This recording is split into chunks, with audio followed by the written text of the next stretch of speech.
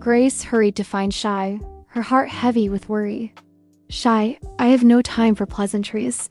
I am deeply troubled. The darkness threatening my human Elizabeth is changing in ways I can't explain. She described the shadowy hands that had been reaching for Elizabeth, grasping like a child trying to catch fog.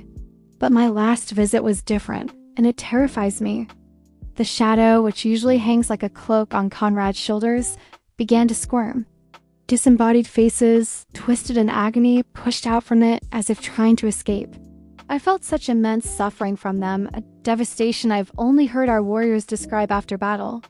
But this man, Konrad, is supposed to be an educated man of God. Why would he carry such darkness? Shy's expression was grim. The man you face is more terrible than you know. We've been watching him. He's a heretic hunter. When he's not with your human, he travels the land, inciting mobs and using torture to obstruct confessions. And his brutality is escalating. The more time he spends with Elizabeth, the worse his methods become. Words are not enough. I must show you.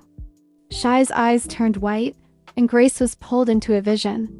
She saw Konrad and his assistant preparing a torture chamber. A man, Giselfried, was tied to a chair. Konrad, ignoring the rule against bloodshed, absent-mindedly toyed with the sharp end of a cat's claw, a pronged fork designed to rip flesh, and a breast ripper. But his thoughts strayed to Elizabeth, her skin, her form. Enraged by his own weakness, he yelled, "Enough!" and turned his fury on the prisoner. He ordered a terrified Giselfried hoisted into the air by his wrist, his shoulders contorting horribly. As the prisoner screamed, Konrad inhaled deeply, a warm breeze washing over him as his darkness fed on the victim's agony.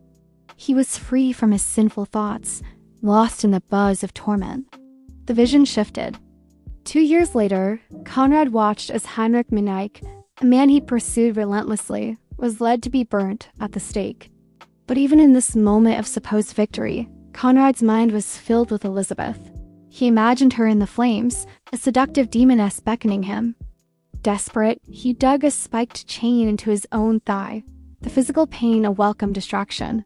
As the flames finally consumed Mneich, Konrad's vision of Elizabeth turned her attention to the burning man, and suddenly, Konrad's mind was clear. He felt free. It was a revelation. Elizabeth wasn't a temptation. She was a sign from God, sent to remind him of his true purpose. To be free from the sins of the flesh, he must sacrifice heretics to the flames. As this thought took hold, the darkness around him swelled, transforming into a monstrous, spiked halo, sucking in all surrounding shadows. Grace gasped, pulling herself from the vision. This is impossible. How can a mere human wield such power? The darkness seems to be using him to create more suffering to feed upon. I do not know, Shy admitted. I have summoned a council. Lord Utu and Lady Erishkigal must be consulted, Grace hissed. We don't need them interfering. We can handle this. It is too late, Shy said. They are on their way. Grace knew a storm was coming, but her resolve was absolute. She would protect her human, no matter the cost. Want to know the rest of the story? Check out Nekomancers, Purrtectors by Mel Tokken. Available on Amazon.